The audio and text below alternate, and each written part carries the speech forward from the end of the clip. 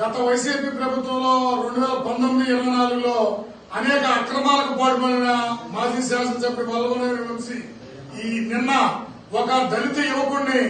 ఆ రోజు ఏదైతే గన్నవరం తెలుగుదేశం పార్టీ ఆఫీస్ లో మారణకాండం సృష్టించాడో ఫిర్యాదుదారుగా ఉన్నటువంటి సత్యవర్ధన్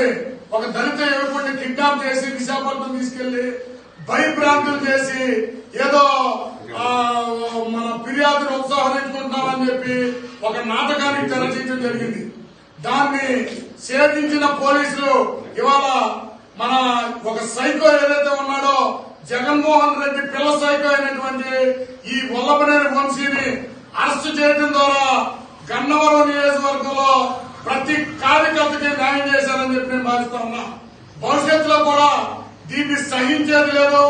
9 మాసాలుగా ఈ గతంలో ఈయన చేసిన అకృత్యాల మీద కింద నుంచి పైదాకా ప్రతి కార్యకర్త కూడా బాధపడుతూ ఉన్నారు. ఈ రోజు ఇతన్ని అరెస్ట్ చేసి ఈ అక్రమాలకు అడ్డుకట్ట వేసినందుకు ఎన్డీఏ ప్రభుత్వానికి, గౌరవ ముఖ్యమంత్రి నారా చంద్రబాబు నాయుడు గారికి, యువ నాయకులు లోకేష్ గారికి, అట్లాగే స్థానిక శాసనసభ్యులు యాలగడ్డ వెంకటరావు గారికి కూడా తెలుగుదేశం పార్టీ కార్యకర్తల తరఫున ప్రత్యేక ధన్యవాదాలు తెలియజేస్తా ఉన్నాం. భవిష్యత్తులో కూడా ఈ వైసీపీ హయాంలో ఎవడైతే అక్రమాలు చేశాడో, ఎవడైతే మైనింగ్ దందా చేశాడో, ఎవడైతే ఇంకోటి గిరావులు అమ్మాడో, ఎవరైతే అక్రమ కేసులు పెట్టించాడో ఈ ఒక్క మాజీనే కాక మిగిలిన అందరి మీద అప్పుడు ఉన్నటువంటి ఈ మాజీ ఎంపీపీ దగ్గర నుంచి లీడర్లు అందరి మీద అప్పుడు వారికి సహకరించిన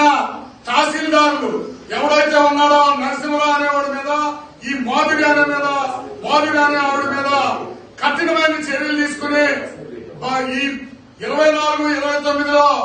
మన గన్నవరం నియోజకవర్గంలో స్థానిక శాసనసభ్యులు యాలగడ్డ వెంకటరావు, ప్రభుత్వ విప్ యాలగడ్డ వెంకటరావు నాయకత్వంలో అభివృద్ధి దిశగా అడుగులు వేయడానికి చర్యలు తీసుకోమని